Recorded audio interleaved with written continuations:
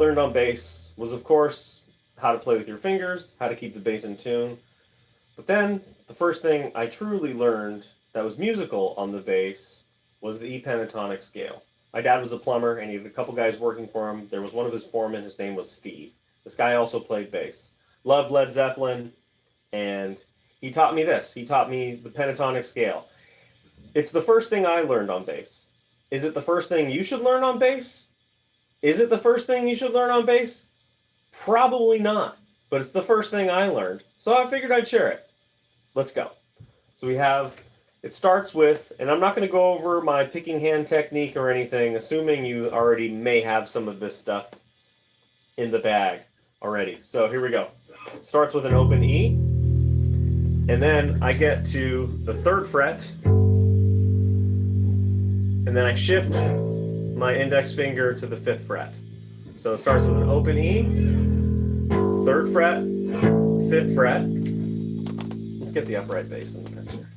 So you got open E, 3rd fret, 5th fret, 7th fret, and then on the A string, 5, 7. And there's the whole scale. So then it repeats itself from there. So you have open E, 3, 5, 7, 5, 7. And again, there's a ton of riffs that can happen within that scale, especially if you add a couple notes. Million different riffs used inside that scale. Continuing on, you have open 3, 5, 7, 5, 7. And then now continuing on, you go 7, 5th fret on the D string. I slide up to the 7th fret, 9th fret on the D string, and then 7, 9 on the G string. So basically, there's your complete E pentatonic scale. So you have open, 3, 5, 7, 5, 7 on the A string, so open. And then continuing on, 5th fret, shift up. So from here, 5, 7, 9, 7, 9. So that's on the D string, 5, 7. And I shift with the index finger. And one of the things he always mentioned was, you want a strong pinky. You don't want a weak pinky. And I kind of took that to heart. And now that doesn't mean, like I said, this probably isn't the first thing you should learn on bass, but it's the first thing I learned. So I like sharing it with people. And I think it paved the way for a lot of different things. Hi person. Hi Starstruck. That influenced me in my playing. And it kind of paved the way, because then I ultimately saw all the other scales, say like a minor scale. You know, you find that a minor scale, a major scale, is just a pentatonic scale with a couple extra notes. So you can take an E minor scale, or you just do the pentatonic, open E, 3, open 2, open 2. There's your whole E pentatonic scale. To make it a minor, you just add 2 notes. So you're adding the 2nd fret, and then open, and instead of going there, you add this note. And eventually, it's the same notes as G major. You learn that a major and a minor scale have polar opposites, right? So you have, for every major scale, there's an equal and opposite minor scale. In this case, E minor contains the exact same notes as G major, just in different places. You know, and if you start to extrapolate that, you know, when you first learn to tune the bass, you take your open A, you play an open A, and the 5th fret of the E string matches the open A string, right? 5th fret of the A string matches the open D.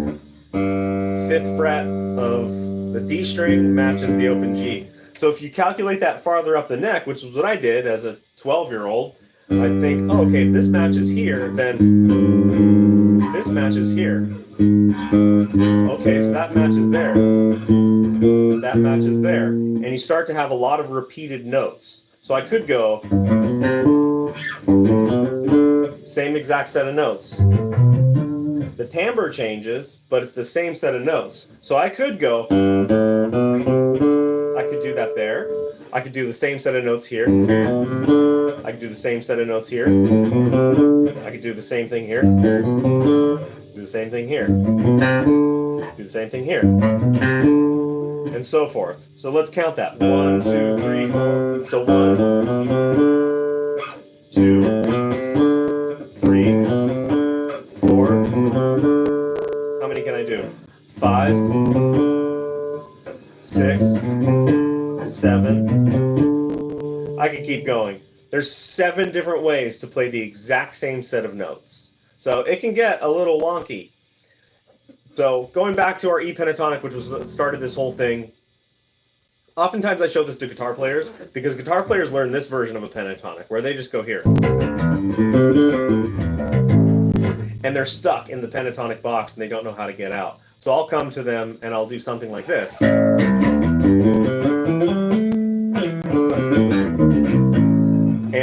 But on a guitar, if you stretch that out, you can cover a couple more octaves than you can just staying in the box. Oh, I got a lot of people watching. It's super interesting. But I'm going to try to do more of these live streams more regularly. But again, this whole live stream was really supposed to be just about the E pentatonic scale, which I'll come back to, which was this guy. And in my day, you had VHS tapes, right? Who remembers those? So, and I watched Louis Johnson on a VHS tape. Ooh, I've had a tone knob down. I'm playing through about maybe $150 worth of gear here, guys. This is maybe I don't know how much this bass cost. It actually didn't cost me anything. It was given to me. And the bass amp was about $100. This is maybe $200 worth of gear. So you don't need a lot of money to do this kind of stuff. But I remember watching Louis Johnson just play through the E pentatonic, but he was, you know, just slapping. You know, this bass sounds terrible. But you know what? It plays nice. I'm thinking about getting new pickups on it. So let's see what was happening in this chat. There's all kinds of stuff. People talking about all kinds of stuff. To the bass player, you have tips for a 13-year-old who's been playing for a year and a half. Yeah, well, you started when I did. Teach yourself to read music. Learn to read music. Learn scales. Study Bach. Grab keyboard music. That's what I did. I'd find Bach music. Let's see, where is it? Oh, I don't have that. It's upstairs.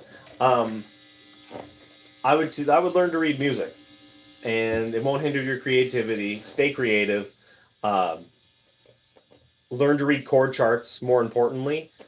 I had a moment, I played bass in the jazz band in high school, and maybe I'll read the chats next time. I was playing bass in the jazz band in high school, and I remember the first time they put a lead sheet in front of me, and it was Love for Sale, the Buddy Rich chart, original chart, and it was a 3-page big band chart, not one single note written. And I could read music decently at this time, but this was crazy. It was a 3-page chart in E flat major and changed keys a couple times, so it didn't stay in E flat, but not one note written, just chord changes. Walk a bass line. And I had to figure it out. I had to learn, okay, E flat, what's an E flat major?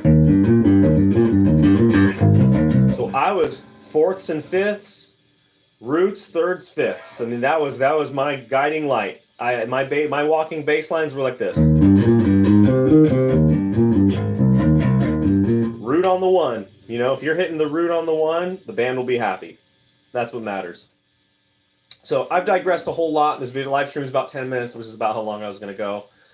My name's Tyler. I've got a bunch of music out on all the streaming platforms.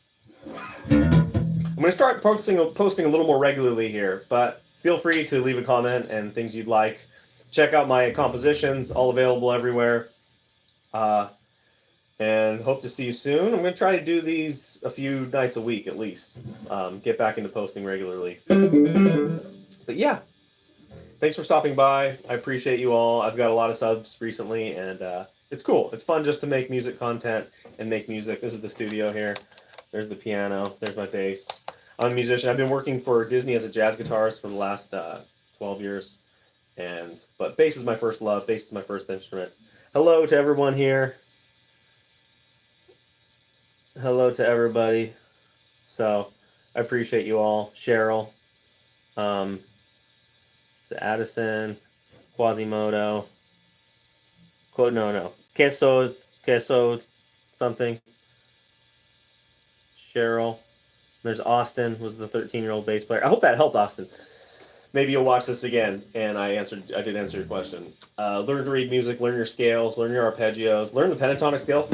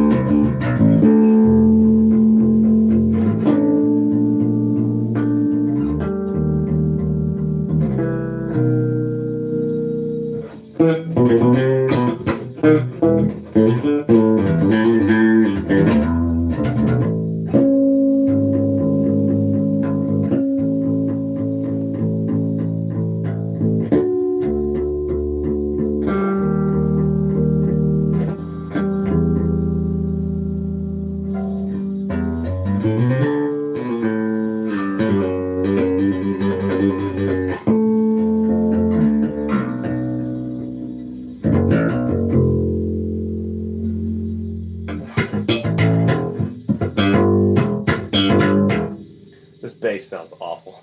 All right. Good night, everybody. See you next time.